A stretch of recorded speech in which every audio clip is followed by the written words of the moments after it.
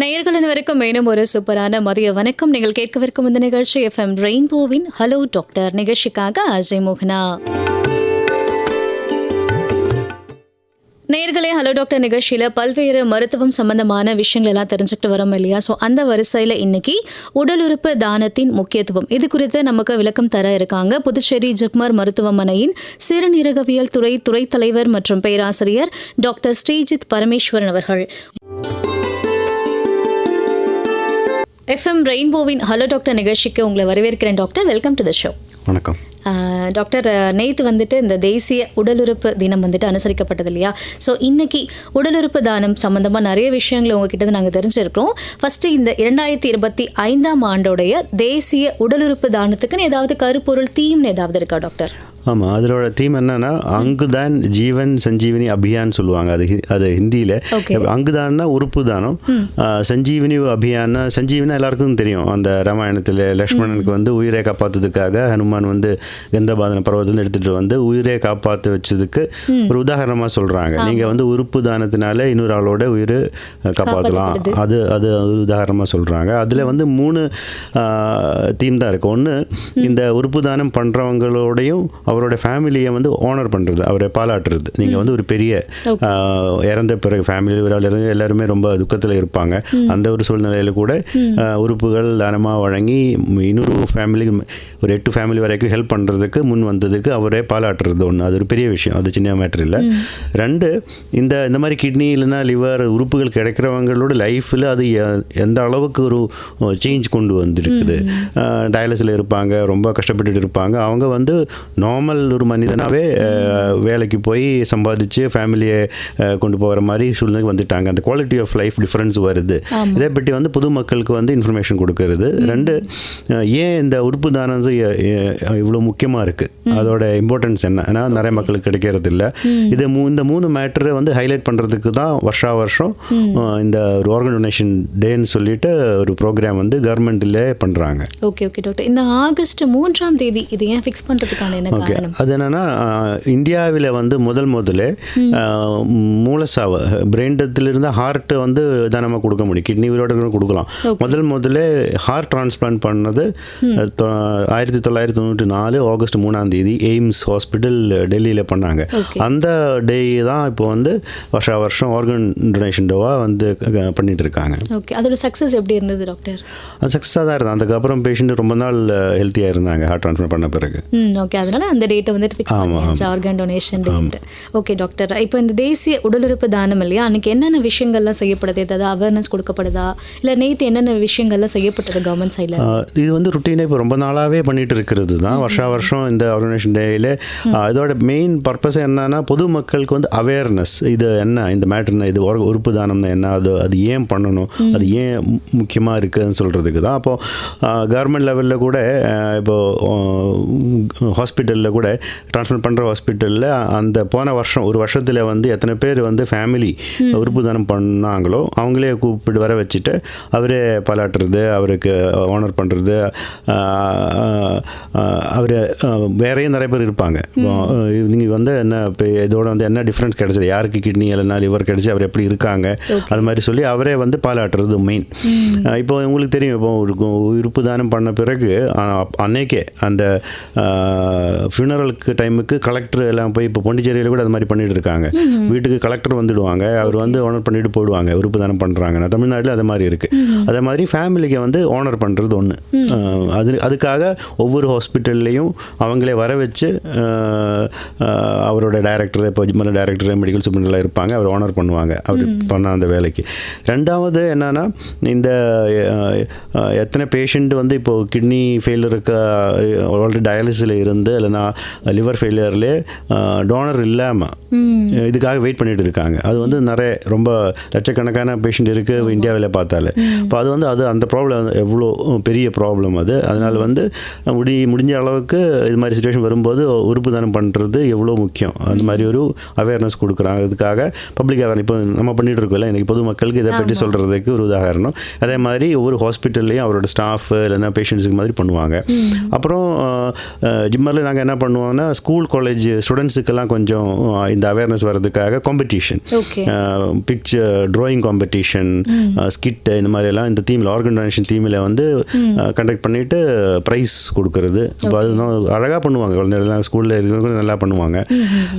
இது மாதிரி ப்ரோக்ராம்ஸ் பண்ணிவிட்டு இதுதான் இந்த பப்ளிக் அவேர்னஸ் தான் மெயின். அதில் வந்து டிரான்ஸ்பிளான்ட் பண்ணுறது பற்றி இல்லை, உறுப்பு தானம் பண்ணுறது எவ்வளோ முக்கியம், அதோட என்னென்ன கருத்துக்கள் இருக்கணும் அதை பற்றி அவேர்னஸ் கொடுக்கறதுக்கு பண்ணுவாங்க. Okay okay. இப்போ வந்துட்டு உடல் உறுப்பு தானம் கொடுக்குறவங்களுக்கு வந்துட்டு ஹானர் பண்ணுவீங்கன்னு சொன்னீங்களே, இந்த ஹானர் அப்படின்னு அது ஃபினான்ஷியலாக சப்போர்ட் பண்ணுவீங்களா, இல்லை வேறு என்னென்னலாம் பண்ணுவீங்க அந்த ஃபேமிலிக்காக? இப்போ இந்த உறுப்பு தானத்துக்கெல்லாம் சட்டங்கள் இருக்குது. டிரான்ஸ்பிளான்டேஷன் ஆஃப் ஹியூமன் ஆர்கன்ஸ் ஆக்ட்னு சொல்லி 94 வந்து அதன் பிறகு தான் அந்த முதல் ஹார்ட் டிரான்ஸ்பிளான்டே பண்ணியிருக்காங்க. அது சட்டத்தில் பார்த்தா நீங்கள் இது வந்து வாலண்டரி ஆக்ட்னு சொல்லுவாங்க. உறுப்பு தானம் பண்ணுறது நீங்கள் ஏதோ ஒரு பெனிஃபிட் எதிர்பார்த்து பண்ணுறது கிடையாது. அதனால் வந்து இதில் சட்டத்தில் என்ன சொல்லியிருக்காங்கன்னா எந்த விதமான ஃபைனான்ஷியலோ அல்லது இன்டைரக்ட் இப்போ வேலை கொடுக்குறதோ அந்த மாதிரி எதுவும் பண்ணக்கூடாது. அது இல்லாமல் வந்து வாலண்டரியாக பண்ண வேண்டியது தான் அது.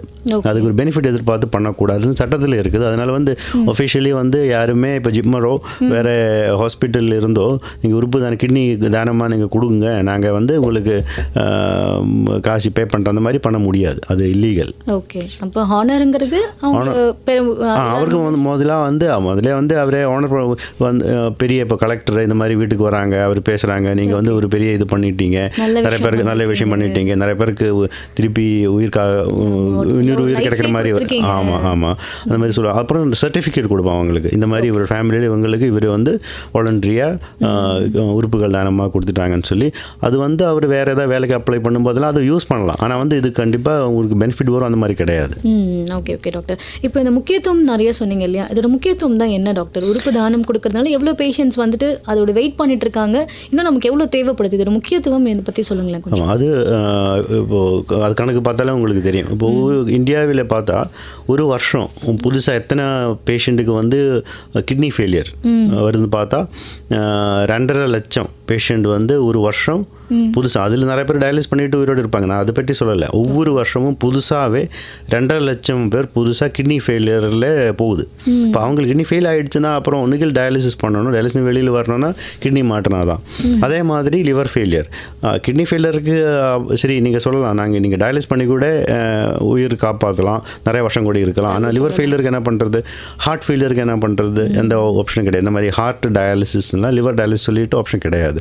அது ஒரு ஃபியூ வீக்ஸுக்குள்ளே வந்து உங்களுக்கு லிவர் கிடச்சிடுச்சு, ஹார்ட் கிடச்சினா தான் நீங்கள் வந்து உயிரோடு இருக்க முடியும், இல்லைன்னா எடுத்து ஆகிடுவீங்க.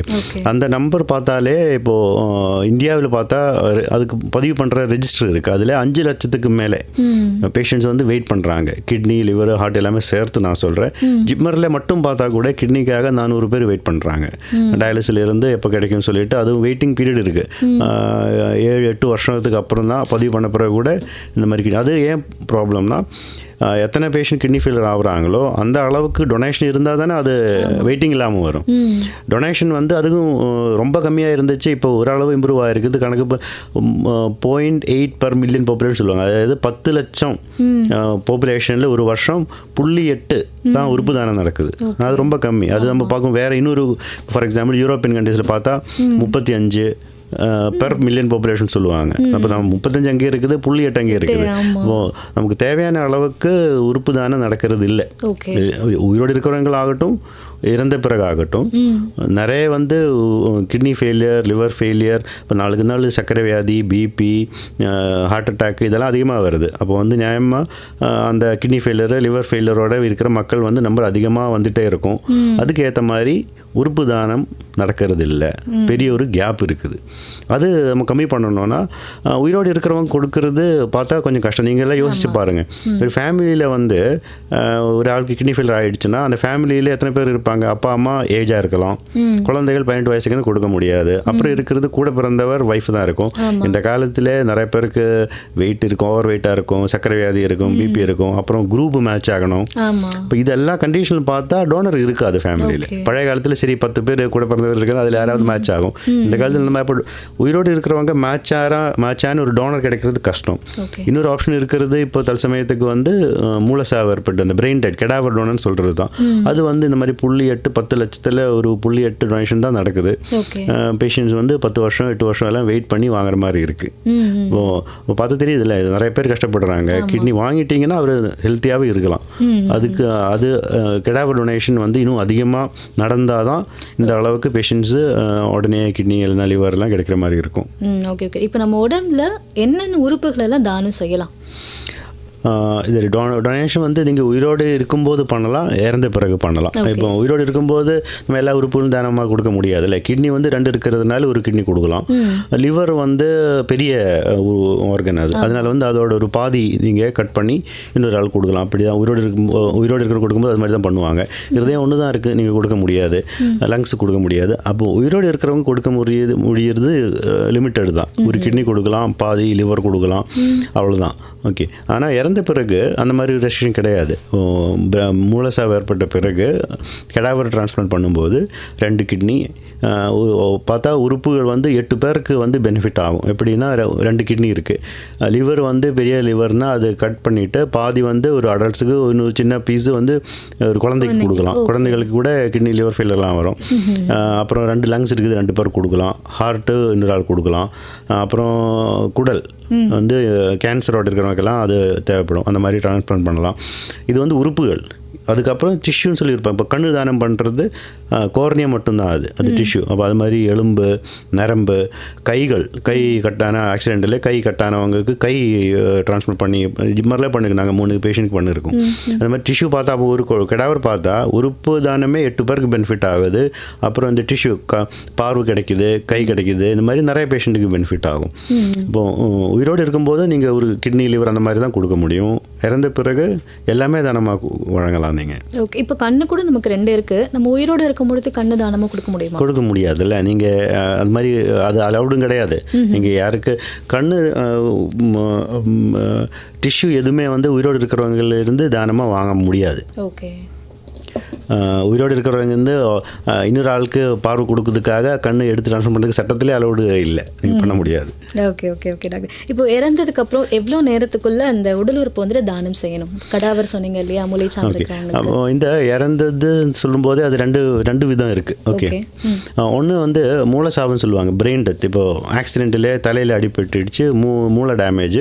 அது வந்து வைத்தியம் பண்ணாலும் ஆப்ரேஷன் பண்ணியும் அதுக்கு ஒரு ஆகாது, பெர்மனன்ட் டேமேஜ்னு சொல்லுவாங்க. நீங்கள் என்ன வைத்தியம் பண்ணாலுமே மூளை வந்து வீணாயிடுச்சு. ஹார்ட் ஓடிட்டுருக்குன்னா வெண்டிலேட்டரில் போட்டு வச்சுருப்பாங்க, ஆக்சிஜன் கொடுத்துட்டு இருக்கிறதுனால. பிபி இருக்கிறதுக்கு மெடிசன் போட்டிருப்பாங்க. பிபி ஒரு அளவு நார்மலாக இருக்கும், ஹார்ட் ஓடிட்டு இருக்கும், யூரின்லாம் வந்துட்டு இருக்கும். ஆனால் மூளை டேமேஜ் பெர்மனன்ட் ஃபெயில் ஆகிடுச்சு, ஆப்ரேஷன் பண்ணி கூட சரி பண்ண முடியாது. அந்த சிச்சுவேஷனில் தான் பிரெயின் டெத்துன்னு சொல்லுவாங்க. பிரெயின் டெத் ஆன பேஷண்ட்டு கூட நல்லா இருக்க மாட்டாங்க. ஏன்னா பிரெயின் ஒர்க் ஆனால் தானே நம்மளோட மூச்சு எடுக்கிறதாகட்டும், நம்மளோட டெம்பரேச்சர் வார்மாக இருக்கிறதாகட்டும் பிரெயின் தான் கண்ட்ரோல் பண்ணுறாங்க. பிரெயின் வந்து டேமேஜ் ஆகிடுச்சுன்னா இது மெஷினால் வந்து நம்ம சப்போர்ட் பண்ணி வைக்கலாம். ஒரு 24 to 48 மணி நேரம் வைக்கலாம். அதுக்கு மேலே நம்ம எவ்வளோ ட்ரை பண்ணாலுமே போகாது. அப்போ உறுப்பு தானம் பண்ணுறோன்னா மூளைச்சாவு ஏற்பட்ட பிறகு 24 to 48 ஹவர்ஸ்க்குள்ளே உறுப்புகள் ஆர்கன்ஸ் எடுத்து ட்ரான்ஸ்ஃபர் பண்ணிட வேண்டியதான். அதுக்கு மேலே வைக்க முடியாது. இப்போது இது இல்லாமல் இப்போது நார்மலாக பொதுமக்கள் பார்த்தா டெத்துன்னு எப்போ சொல்லுவாங்க, ஹார்ட் ஸ்டாப் ஆகும்போது தான் சரி டெத்தாச்சுன்னு சொல்லுவாங்க. ஹார்ட் ஸ்டாப் ஆகிடுச்சுனால பிளட் ஓடுறது ஸ்டாப் ஆகிடும். அப்போது வந்து இப்போ லிவர் ஆனாலும் சரி, கிட்னி ஆனாலும் சரி, பிரெயின் ஆனாலும் சரி, ஆக்சிஜன் கிடைக்காது. 15 to 20 மினிட்ஸுக்குள்ளே அந்த ஆர்கன்ஸ் எல்லாமே வீணாயிடும். இப்போது டொனேஷன் ஆஃப்டர் கார்டியாக் டெத்துன்னு சொல்லுவாங்க. டொனேஷன் ஆஃப்டர் கார்டியாக்னா ஹார்ட் ஸ்டாப் ஆன பிறகு உறுப்பு தானம் பண்ணுறது சொல்லி ஒரு சிஸ்டம் இருக்குது. ஆனால் அது வந்து ஃபுல் ப்ரிப்பரேஷனோட ஐசியூக்குள்ளே இருந்து பேஷண்ட் ஹார்ட் ஸ்டாப் ஆன உடனே 20 நிமிஷத்துக்குள்ளேயே உறுப்புகள் நீங்கள் ஆப்ரேஷன் பண்ணி வெளியில் எடுத்து போய் ட்ரான்ஸ்ஃபர் பண்ணாதான். அது பண்ணுறது கொஞ்சம் கஷ்டம், அதனால் அது பெருசாக பண்ணுறது இல்லை. ஆனால் அது சாத்தியம். அப்போ நீங்கள் கேட்ட கேள்விக்கு இப்போ பிரெயின் டெத்னா கூட ஒரு 24 to 48 ஹவர்ஸ்க்கு மேலே போக முடியாது. ஹார்ட் ஸ்டாப் ஆகிடுச்சுன்னா 15 நிமிஷம் தான் இருக்குது உங்களுக்கு இந்த உறுப்பு தானம் பண்ணுறதுக்கு. அது அந்த ஆர்கன் இப்போ டிஷ்யூ அது மாதிரி இல்லை. இப்போ நீங்கள் கண்கள் தானமாக பண்ணணுன்னா டெத் ஆன பிறகு அப் டு 3-4 ஹவர்ஸ் கூட பண்ணலாம். உடனே 6 மணி நேரத்துக்குள்ளே பண்ணணும்னு அவசியம் இல்லை. இப்போ வேறு ஏதாவது இப்போது கண்ணு தானம் வந்துட்டு 6 to 4 ஹவர்ஸ்ன்னு சொன்னீங்க, அந்த மாதிரி வேறு எதுக்கெலாம் இந்த டைமிங் இருக்குது டாக்டர்? பெருசாக மீதி வந்து டிஷ்யூ அந்த ஆஃப்டர் டெத் ஹார்ட் ஸ்டாப் ஆன பிறகு கண்ணு தான் நார்மலாக டொனேஷன் பண்ணுறாங்க, வேறு எதுவும் பண்ண முடியாது. இப்போ தோலோ போன் அந்த மாதிரி எல்லாம் அது நீங்கள் ஹாஸ்பிட்டலில் இருந்தால் தான் அது பண்ண முடியும், வேறு எதுவும் பண்ண முடியாது. கண்ணு தான் அது மாதிரி ஆஃப்டர் டெத்து டொனேஷன் பண்ணணும்னா கண்ணு தான். அதுதான் நிறைய நடக்குதும், நிறைய கண்ணு தானே பண்ணுறாங்க, அது ஆஃப்டர் டெத்து தான். எஃப்எம் ரெயின்போவின் ஹலோ டாக்டர் நிகழ்ச்சியை கேட்டுட்ருக்கீங்க. இன்றைக்கி ஹலோ டாக்டர் நிகழ்ச்சியில் உடல் உறுப்பு தானத்துடைய முக்கியத்துவம் பற்றி நமக்கு விளக்கம் கொடுத்துட்ருக்காங்க புதுச்சேரி ஜிப்மர் மருத்துவமனையின் சிறுநீரகவியல் துறை தலைவர் மற்றும் பேராசிரியர் டாக்டர் ஸ்ரீஜித் பரமேஸ்வரன் அவர்கள். டாக்டர், ஒரு நேயர் ஒருத்தவங்க வெயிட் பண்ணிட்டு இருக்காங்க, நம்ம பேசலாம். வணக்கம். வணக்கம். வணக்கம், யாருங்க இருந்து பேசுறீங்க? நான் அரியாம்புலேருந்து கணேசன் பேசுறேன் மேடம். சொல்லுங்க சார், டாக்டர் இருக்காங்க, உங்களுடைய சந்தேகங்களை கேட்கலாம். வணக்கம். வணக்கம் டாக்டர். வணக்கம். அதாவது உடல் தானத்தை பத்தி பேசிட்டு இருக்கும் போது நீங்க கண் தானத்தை சொன்னீங்களே, ஒருத்தர் 60 வயசு மேல இருக்கு, அவருடைய கண்ணில் ஷார்ட் சைட்டட்னஸும் இருக்கு, லாங் சைட்டட்னஸும் இருக்கு. அந்த குறைபாடு உள்ளவரு கண்ணை தானமா கொடுக்கலாமா டாக்டர்? கொடுக்கலாம், தாராளமாக கொடுக்கலாம். அந்த இப்போ கண்ணு ஏன்னா அந்த மயோப்பியா லாங் சைடு ஷார்ட் சைடுன்னு சொல்லுவாங்க, அது லென்ஸ் ப்ராப்ளம் தான். அது அந்த கோர்னியா ப்ராப்ளம் இல்லை. கோர்னியா தமிழ் நேம். கண்ணு ட்ரான்ஸ்பிளான்ட் பண்ணும்போது லென்ஸ் ட்ரான்ஸ்பிளான்ட் பண்ணுறது இல்லை, அந்த கோர்னியா தான் ட்ரான்ஸ்பிளான்ட் பண்ணுறாங்க. கண்ணில் இது மாதிரி பார்வை ப்ராப்ளம் இருக்கிறவங்க கொடுக்கலாம், தாராளமாக கொடுக்கலாம். சரி டாக்டர், இன்னொன்று டாக்டர், உடல் தான பதிவாளர்ல என் ஒருத்தர் கொடுத்துருக்காரு உடலையே. எனக்கு உள்ளுறுப்புல ஆஃப்டர் டெத் குடல்ல தரலான் இருக்கேன். ஒருத்தர் 60 வயசு மேல 65 வயசு மேல குடல் கொடுத்தா அந்த குடல் நல்ல கொடுக்க முடியுமா சார்? 60 உறுப்பு தானத்துக்கு ஏஜ் லிமிட் இல்லை, ஆனால் இறந்த பிறகு குடல் தானம் பண்ணுறது கஷ்டம்தான். அந்த மாதிரி பண்ணுறது மெடிக்கலி மூளை சாவுன்னு சொல்லுவாங்க, பிரெயின் டெத் ஆனவங்க தான் அந்த மாதிரி பண்ண முடியும். இல்லாமல் நார்மலாக ஹார்ட் அட்டாக் ஏதோ ஒரு காரணத்தினால வீட்லேயோ இல்லைனா வேறு எங்கேயோ டெத் ஆகிட்டாங்க, ஆனால் அவங்க அப்புறம் உறுப்பு தானம் பண்ண முடியாது. நன்றி டாக்டர், நல்லா தெளிவாக சொல்கிறீங்க. நன்றி doctor. Thank you sir. Thank you madam. Thank you doctor. நம்ம இந்த உயிரோடு இறந்தவங்க என்னென்ன உறுப்புகள்லாம் தானம் செய்ய முடியும் இந்த மாதிரிலாம் பேசிகிட்டு இருந்தோம். இந்த இறந்ததுக்கப்புறம் ஒருவேளை அவங்க தானம் செய்யணும்னு நினச்சாங்கன்னா யாரை அணுகணும்? இப்போ நீங்கள் இந்த ஐ டிரான்ஸ்பிளான்ட் இருக்கு இல்லையா, ஸோ டக்குன்னு வீட்டில் இருக்க ரிலேட்டிவ் யாரையாவது அணுகணும் அப்படின்னா யாரை காண்டாக்ட் பண்ணலாம்? அதுக்கு டிரான்ஸ்பிளான்ட் கோஆர்டினேட்டர் சொல்லி எல்லா ஹாஸ்பிட்டலுமே இருக்குது, ஜிம்மர்லேயும் இருக்குது. அந்த ஃபோன் நம்பர் வெப்சைட்டில் இருக்கும், இல்லைனா ஜிம்மரோட எக்ஸ்சேஞ்ச் நம்பர் இருக்குது, அந்த நம்பரில் கூப்பிட்டாலே அவர் கனெக்ட் பண்ணி விடுவாங்க. ஒவ்வொரு ஹாஸ்பிட்டல் இப்போ கண்ணு டிரான்ஸ்பிளான்ட் பண்ணுற ஹாஸ்பிட்டல் எல்லாமே கோஆர்டினேட்டர்னு சொல்லி இருப்பாங்க. அவர் 24 hours ஆன் கால் தான். ஜிம்மரில் டிரான்ஸ்பிளான்ட் கோஆர்டினேட்டர் இருக்குது, 24 hours 365 மொபைல் ஆனில் இருக்கும். அந்த ஸ்டாஃப் டியூட்டியில் இருப்பாங்க. ஓகே, அவங்களுக்கு காண்டாக்ட் பண்ணாலே இந்த ப்ராசஸ் ஆமாம், அவர் அரேஞ்ச் பண்ணிடுவாங்க. ஓகே, நம்ம தொடர்ந்து பேசலாம். ஒரு நேயர் இருக்காங்க. ஓகே டாக்டர், இப்போ அந்த பர்சனை காண்டாக்ட் பண்ணாலே நமக்கு எல்லா விவரமே அவங்களே சொல்லிடுவாங்க லைனில் இல்லையா? ஆமாம், பண்ணிடுவாங்க. ஓகே டாக்டர், உடல் உறுப்புகளை தானம் செய்ய விரும்புகிறவங்க முன்கூட்டியே எதையாவது விண்ணப்பம் படிவம் இல்லை ஒரு அப்ளிகேஷனு எனக்கு விருப்பம் இருக்குது அப்படின்னு உயிரோடு இருக்கும்பொழுதே நம்ம ஏதாவது பதிவு பண்ண முடியுமா? பதிவு பண்ணலாம், ஆனால் அது அவசியம் இல்லை. இப்போ பதிவு பண்ணுறது இப்போ ஆர்கன் பிளட்ஜிங் நிறைய கேள்விப்பட்டிருப்பாங்க. அது என்னென்னா அது ஒரு அவேர்னஸ் ப்ரோக்ராமாக தான் பண்ணிகிட்ருக்கோம். நீங்கள் டெத்தான பிறகு கண்களோ இல்லைனா பிரெயின் டெத் ஆன பிறகு உறுப்பு தானம் பண்ணணுன்னா நீங்கள் ஏற்கனவே கன்சர்ன் கொடுத்துருக்குன்னா கூட அந்த டைமுக்கு உங்களுடைய ஃபேமிலி கன்சர்ன் கொடுத்தா தான் உறுப்பு தானம் பண்ண முடியும். இப்போது நான் என்னுடைய ஆர்கன்ஸ் பிளட்ஜ் பண்ணியிருக்கேன், அப்புறம் பிரெயின் டெத் ஆகிட்டாங்க ஏதோ ஆக்சிடென்ட்டில். என்னுடைய ஃபேமிலி சொல்கிறாங்க இல்லை எங்களுக்கு விருப்பம் இல்லை, நாங்கள் கொடுக்க விருப்பம் இல்லைன்னு சொல்லிட்டிங்கன்னா டொனேஷன் பண்ண முடியாது. ஹாஸ்பிட்டல் கன்சர்ன் கொடுத்துருந்தாலுமே சட்டம் அப்படி தான். ஓகே, கொடுத்துருந்தா நல்லது, ஃபேமிலிக்கே தெரியும். இப்போ நான் ஃபேமிலிக்கு சொல்லாமல் கூட பண்ணியிருக்கலாம். அந்த ஆர்கன் கார்டு கொடுப்பாங்க, அது ஃபேமிலி பார்த்தா தெரியும். ஓகே, இவனை நார்மலி இறந்தவங்களோட விஷ் ஆனர் பண்ணணும் தான் ஃபேமிலி நினைப்பாங்க. இவங்க கிட்னி கொடுக்கணும்னு நினச்சிருக்காங்களே, சரி நாங்கள் அது நடத்தணும் அந்த மாதிரி நினைப்பாங்க. அந்த ஒரு பெனிஃபிட் வரும். ஆனால் அதுக்கு லீகல் வேலிட்டி கிடையாது. கொடுத்தவங்களோட கிட்னி யார்கிட்டும் கேட்காம டாக்டர்ஸ் வேணால் எடுத்துடலாம், ஹாஸ்பிட்டலுக்கு எடுக்கலாம், அந்த மாதிரி கிடையாது. இருந்தாலுமே ஃபேமிலியோட கன்சென்ட் வாங்காமல் உறுப்பு தானம் பண்ண முடியாது. ஓகே, இப்போ இந்த உறுப்புகளை யாருக்கெல்லாம் தானம் செய்ய முடியும், செய்ய முடியாது? சில பேருக்கு அக்செப்ட் பண்ணிக்கிறது இருக்கும், சில பேருக்கு தானம் செய்ய முடியாது. இப்போ ஒரு எக்ஸாம்பிள் எய்ட்ஸ் பேஷண்ட்டாக இருந்தால் அவங்களுக்கு தானம் செய்ய முடியுமா முடியாதா, அந்த மாதிரி கேள்விக்கு ஒரு விளக்கம். அந்த மாதிரி தடை இருக்கிறது ரொம்ப கம்மி தான். பழைய காலத்தில் வந்து இப்போ நீங்கள் உதாரணமாக சொன்ன HIV, மஞ்சக்காமல், ஹெப்படைட்டிஸ் B, ஹெப்படைட்டிஸ் Cன்னெல்லாம் சொல்லுவாங்க. அது அங்கே இருக்கிறவங்க கேன்சர் இருந்தது எல்லாமே பண்ணக்கூடாதுன்னு ஒரு சட்டம் இருந்தது, மெடிக்கலி வந்து. அது ஏன்னா அந்த இருக்கிறவங்களோட உறுப்புகள் எடுத்து இன்னொரு போடும்போது அவங்களுக்கு அந்த இன்ஃபெக்ஷன் வந்துடும், கேன்சர் கூட வரலாம், அதனால வந்து இருந்தது. ஆனால் இப்போ வந்து இது மாதிரி இப்போ ஹெப்படைட்டிஸ் C ஆனாலும் சரி, B ஆனாலும் சரி, HIV ஆனாலும் சரி, அதுக்கு வந்து எஃபெக்டிவான ட்ரீட்மெண்ட் இருக்குது. இப்போது HIV இருக்கிறவங்க கூட வயதிலிருந்து நிறைய நாள் 25 இயர்ஸ் 30 இயர்ஸ் கூட ஹெல்த்தியாகவே போகிறாங்க. அதனால் வந்து இப்போ அந்த மாதிரி கண்டிப்பாக பண்ணவே கூடாதுன்னு ஒரு சட்டம் கிடையாது, எக்ஸெப்ஷன்ஸ் இருக்குது. இப்போது கிட்னி ஃபெயில் இருக்கிற பேஷண்ட்டுக்கு HIV இருக்கலாம், அவங்களுக்கு டிரான்ஸ்பிளான்ட் பண்ணலாம்ல. இப்போ அது வந்து HIV இருக்கிறவங்க கொடுக்குற உறுப்புகள் கிட்னியை வந்து இந்த மாதிரி பேஷண்ட்டுக்கு போடலாம். ஆனால் வந்து நார்மலாக HIV இருக்கிற வந்து HIV இல்லாத பேஷண்ட்டுக்கு போட மாட்டாங்க. ஆனால் ஹெப்படைட்டிஸ் வந்து அது மாதிரி கூட நாங்கள் கூட பண்ணியிருக்கோம். Hepatitis B, hepatitis C donor, அவங்களுக்கு ட்ரீட்மெண்ட் இருக்குல்ல, ட்ரீட்மெண்ட் பண்ணிடலாம். இப்போ மூலசாவு ஏற்பட்ட பிறகு கூட இவங்களுக்கு வராமல் இருக்குதுக்குன்னு சொல்லி மெடிசின் போட்டு அந்த உறுப்புகளை வந்து டிரான்ஸ்பிளான்ட் பண்ணிடலாம். ஆனால் கேன்சருக்கு வந்து கொஞ்சம் வித்தியாசமாக இருக்குது. கேன்சர் இருந்தால் 99% கேன்சருக்கும் வந்து நீங்கள் டொனேஷன் பண்ண முடியாது. ஆனால் அதுக்கு ட்ரீட்மெண்ட் கஷ்டம், இருக்குதா இல்லையான்னு கூட தெரியாது. ரொம்ப ரேரான ஒரு சில தோல் கேன்சர்லாம் இருக்குது, அதுக்கு அது ஸ்ப்ரெட் ஆக மாட்டேன் நமக்கு தெரியும். அது இருந்த இதுதான், அது டேமேஜ் வராது, அது கிட்னிக்கெல்லாம் போக மாட்டாங்க. அதனால் வந்து நீங்கள் அலவுடு. ஒரு சில பிரெயின் டியூமர் இருக்கும், அது இல்லாத பொதுவாகவே கேன்சருக்கு வந்து டிரான்ஸ்பிளான்ட் பண்ணக்கூடாது. ஆனால் இன்ஃபெக்ஷன்ஸ்லாம் நம்மளும் அந்த மாதிரி தடை கிடையாது. எப்படி வந்து ப்ராப்ளம்னா, சர்க்கரை வியாதி இருக்கிறவங்க, உயிரோடு இருக்கிறவங்க உதாரணம் நான் சொல்கிறேன். அவருக்கு வந்து இப்போது அவர் அதுக்கு கன்சர்ன் கொடுக்கணும்னா 18 வயசுக்கு மேலே இருக்கணும். குழந்தைகளோடு நார்மலாக வந்து ஒரு டோனராக அக்செப்ட் பண்ண முடியாது. 2, இப்போ கிட்னி கொடுக்குறவங்களுக்கு கிட்னி நல்லா இருக்கணுமே.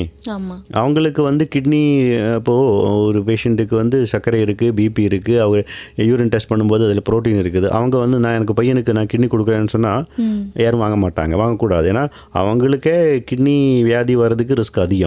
ஆல்ரெடி கிட்னி டேமேஜ் இருக்கிற மாதிரி இருக்குது, யூரின்ல கொஞ்சம் ப்ரோட்டீன் இருக்குது. அந்த மாதிரி அப்போது கொடுக்குறவங்களோட ஹெல்த் நல்லா இருக்கணும். அது கொடுக்குறவங்களுக்கு இந்த கிட்னியோ லிவரோ கொடுத்ததுனால வந்து ஃப்யூச்சரில் வந்து எந்த விதமான ஒரு ஹெல்த் ப்ராப்ளம் வரக்கூடாதுன்னு ஒரு மெடிக்கல் அசஸ்மெண்ட் இருக்கணும். அது டாக்டர்ஸ் பண்ணணும். நாங்கள் வந்து வரவங்கக்கிட்ட நீங்கள் எப்படியாவது பரவாயில்ல, நாங்கள் கிட்னியை வாங்கி இவங்களுக்கு கொடுத்துட்றேன்னு நினைக்க முடியாது. கொடுக்குறவங்களோட இதுதான் முக்கியம், ஹெல்த்து தான் முக்கியம். இப்போ நீங்கள் கண்ணு கேட்டிங்களே, கண்ணுக்கு ஹெல்த்தியாக இருக்கிறவங்க கண்ணு எடுக்கலாமான்னு கேட்டால் மெடிக்கலி சாதியம். ஆனால் அது உயிரோட ஹெல்த்தியாக இருக்கிறவங்களோட பார்வை ஒரு கண்ணு எடுக்கிறாங்கல்ல, அந்த மாதிரி டேமேஜ் பண்ணிவிட்டு டொனேஷன் பண்ண முடியாது. கொடுக்குறவங்களோட ஹெல்த்து தான் முக்கியம். இப்போது கிட்னி வியாதி இருக்குது, கிட்னி வியாதி இல்லைன்னா கூட சர்க்கரை வியாதி இருக்கிறவங்க நார்மலாக டொனேஷன் பண்ண விடுறது இல்லை. ஏன்னா அவங்களுக்கு இதனால வந்து பாவியில் ஃப்யூச்சரில் வந்து ப்ராப்ளம் வரலாம், ரிஸ்க் இருக்கிறதுனால பண்ண மாட்டோம். ஒன்று வந்து இன்ஃபெக்ஷன், கேன்சரு, ஏஜ், லீகல் இது இருக்கும். அது இல்லாமல் ஹெல்த் ப்ராப்ளம். ஒரு சில பேர் டெஸ்ட் பண்ணும்போது கிட்னியில் நிறைய கல் இருக்கிற மாதிரி இருக்கும், அப்போ அவங்களோட கிட்னி நம்ம எடுக்க முடியாது. ஒரு சில லிவர், ஃபேட்டி லிவர் நல்லா கேள்விப்பட்டிருப்பாங்க, சர்க்கரை வியாதி இருக்கிறவங்க வரும், இல்லைனா இப்போ ஆல்கோஹால் பழக்கம் இருக்கிறவங்களுக்கு வரலாம். அந்த மாதிரி லிவர் டேமேஜ் இருக்கும்போது அது வந்து நீங்கள் டொனேஷன் பண்ண முடியாது. கொடுக்குறவங்களுக்கும் ப்ராப்ளம், கிடைக்கிறவங்களுக்கும் ப்ராப்ளம். அந்த கிட்னி ஆனாலும் சரி, லிவர் ஆனாலும் சரி, சரியாக வேலை செய்ய மாட்டாங்க. அதனால் வந்து டிரான்ஸ்பிளான்டோட பெனிஃபிட் கம்மியாக இருக்கும். ஓகே, பட் இப்போ சர்க்கரை வியாதி இருக்கிறவங்க நிறைய ஜாஸ்தியாக இருக்காங்களே, அப்போது எப்படி நம்ம இதை மேட்ச் பண்ணுறது? அவரை டொனேஷனுக்கு வந்து அக்செப்ட் பண்ணுறது கிடையாது, அதுதானே ஒரு ப்ராப்ளம். இப்போ டொனேஷன், அதுதான் டொனேஷன் கம்மியாக இருக்குது. அதனால் மெயின் உதாரணமே இந்த காலத்தில் வந்து பிபி ஆனாலும் சரி, சர்க்கரை வியாதி ஆனாலும் சரி, இப்போ ஸ்மோக்கிங் பண்ணுறவங்க ஆனாலும் சரி, அவங்களுக்கு வந்து ஃபிட்டாக இருக்காது. அவங்களுக்கு வந்து டோனராக அக்செப்ட் பண்ணுறது கஷ்டம். அதனால் வந்து ஃபேமிலியிலேருந்து நிறைய பேர் டோனராக கிடைக்கிறது இல்லை. ஓகே, ஸோ ஹெல்தி லைஃப் ஸ்டைலில் இது பண்ணுறதுக்கே, டொனேட் பண்ணுறதுக்கே நம்ம டொனேட் பண்ணுறதுக்கே ஹெல்த்தியாக இருந்தால் தான் நீங்கள் டொனேட் பண்ண முடியும். ஓகே டாக்டர், இப்போ வந்துட்டு என்னென்ன பரிசோதனை இப்போ சொன்னீங்க இல்லையா, அது சரியாக இருக்கா இல்லையான்னு நாங்கள் டெஸ்ட் பண்ணுவோன்ட்டு, அந்த மாதிரி அந்த ஆரோக்கியமாக இருக்கிறவங்களுக்கு என்னென்ன பரிசோதனைகள்லாம் செய்வீங்க?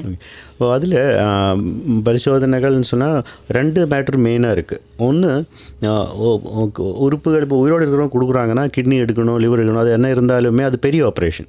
நீங்கள் அனஸ்தீஷியா போட்டு, ஜெனரல் அனஸ்தீஷியா சொல்லுவாங்க, நினைவில் இருக்காது, வென்டிலேட்டர் போட்டு வச்சு ஒரு 3 மணி நேரம் 4 மணி நேரம் ஆகும் ஆப்ரேஷன் பண்ணி எடுக்குது. அது பெரிய ஆப்ரேஷன். அப்போ ஆப்ரேஷனுக்கு எல்லாத்துக்குமே ஒரு அளவு ரிஸ்க் இருக்கும். அப்போது அந்த ஆப்ரேஷன் பண்ணுறதுக்கு இவங்களுக்கு எதாவது ரிஸ்க் இருக்குதான்னு பார்க்கணும். அந்த ரிஸ்க்கு இப்போ ஸ்மோக்கிங் பண்ணுறவங்க அதுதான் ப்ராப்ளம், ஆப்ரேஷன் ரிஸ்க் அதிகமாக இருக்கும். இப்போ இவருக்கு ஆப்ரேஷன் பண்ணால் அந்த ஆப்ரேஷனால் வந்து எதாவது ப்ராப்ளம் வர சான்ஸ் இருக்குதான்னு நம்ம டெஸ்ட் பண்ணி பார்ப்பாங்க. அதுக்கு ஒரு சில அசஸ்மெண்ட் இருக்கும். லங் ஃபங்க்ஷன் செக் பண்ணுவாங்க, நிறைய இருக்கும், பார்ப்பாங்க. அது ஒன்று. 2, இவங்க இப்போ லிவர் ஆனாலும் சரி கிட்னி ஆனாலும் சரி கொடுத்த பிறகு அந்த கொடுத்ததுனால அவங்களுக்கு ஃப்யூச்சரில் வந்து எதா கிட்னி வியாதியோ லிவர் வியாதியோ இல்லைனா அதே மாதிரி வேறு எதாவது வியாதி வர சான்ஸ் இருக்குதா, அதுவும் அதுக்கு ஒரு கணக்கு இருக்குது. 0 இருக்காது, ஆனால் அது ரொம்ப கம்மியாக இருக்கணும்.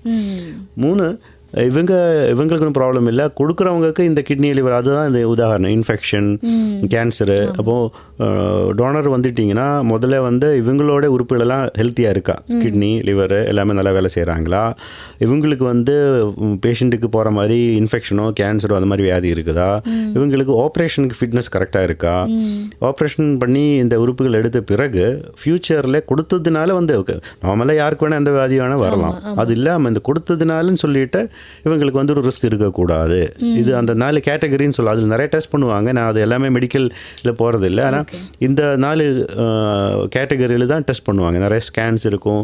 ஹார்ட் டாக்டர் பார்ப்பாங்க, லங்ஸ் டாக்டர் பார்ப்பாங்க. கிட்னினா ஒவ்வொரு கிட்னி எவ்வளோ வேலை செய்கிறாங்கன்னு நார்மலாக நம்ம டெஸ்ட் எடுக்கிறது இல்லை. ஆனால் டோனருக்கு டெஸ்ட் பண்ணுவோம். நரம்பு கட் பண்ணி தானே அது ஃபிட் பண்ணணும். நரம்பு வந்து எத்தனை இருக்குது, அது என்ன சைஸில் இருக்குது, அந்த மாதிரி ஸ்கேன் எல்லாம் இருக்கும். அந்த மாதிரி ஒரு சில ஸ்பெஷல் டெஸ்ட்லாம் பண்ணி தான் டொனேஷன் பண்ண முடியும். இப்போ அந்த கொடுத்தவருக்கு ஏதாவது ட்ரீட்மெண்ட் இதெல்லாம் தேவைப்படுமா ஃபியூச்சரில்? ட்ரீட்மெண்ட்டோ இல்லை ஒரு டயட்டோ இல்லை அவங்க டேப்லெட்ஸ் சாப்பிட்டுட்டே இருக்கணும் அந்த மாதிரி ஏதாவது இருக்கா? தேவை இருக்குது. அந்த மாதிரி ஏதோ ஒரு ட்ரீட்மெண்ட் தேவை இருக்கிறவங்க நாங்கள் வந்து டொனேஷன் பண்ண விட மாட்டோம். ஓகே, இப்போ யாருக்கும் சர்க்கரை வியாதிக்கு மாத்திரை போட்டு ஆகணும், பிபிக்கு வந்து தொடர்ந்து ட்ரீட்மெண்ட், பிபினா அந்த அளவுக்கு இருக்காது, லைட்டாக பிபி இருக்கவங்க கூட டொனேஷன் பண்ணலாம், அது சேஃப்டின்னு தெரியும். ஆனால் இது மாதிரி அசஸ் பண்ணிவிட்டு இவங்க நல்லா இருக்குது, இவங்க ஃப்யூச்சரில் வந்து வியாதி வர சான்ஸ் இல்லை, அந்த அளவுக்கு ஃபிட்டாக இருந்தால் தான் டொனேஷன் பண்ண முடியும். டொனேஷன் பண்ணிட்டீங்கன்னா அப்புறம் வேறு ஒன்றும் மெடிசின் தேவை இருக்காது. நார்மலாக அதுக்கு முன்னே எப்படி இருந்தாங்களோ அதே மாதிரி நார்மல் லைஃப் போக வேண்டியது தான். ஓகே. இப்போ கொடுத்தவங்களுக்கு இப்போ 2 கிட்னி இருக்குன்னு வச்சுக்கோங்களேன். ஒரு கிட்னியை அவங்க டொனேட் பண்ணிட்டாங்கன்னா ஃப்யூச்சரில் அவருக்கு ஒருவேளை இன்னொரு கிட்னி தேவைப்படுது, இருந்த ஒரு கிட்னியும் செயல் இழந்துடுச்சு அப்படின்னா அவருக்கு மறுபடியும் ஃபிக்ஸ் பண்ண முடியுமா அந்த ஹாலோவாக இருக்கிற இடத்துல? அவ்வளோ நம்ம கிட்னி ஃபிட் பண்ணுறது அந்த இடத்துல இல்லை. இப்போ நார்மலாக கூட இப்போ கிட்னி ஃபெயிலான பேஷண்ட்டுக்கு கூட கிட்னி ட்ரான்ஸ்பிளான்ட் பண்ணுறது நார்மலாக கிட்னி இருக்கிற இடத்துல அந்த கிட்னி அங்கே தான் இருக்கும். அது நம்ம டச் பண்ண போகிறது இல்லை, எடுக்கவே மாட்டோம். அது அங்கே தான் இருக்கும்.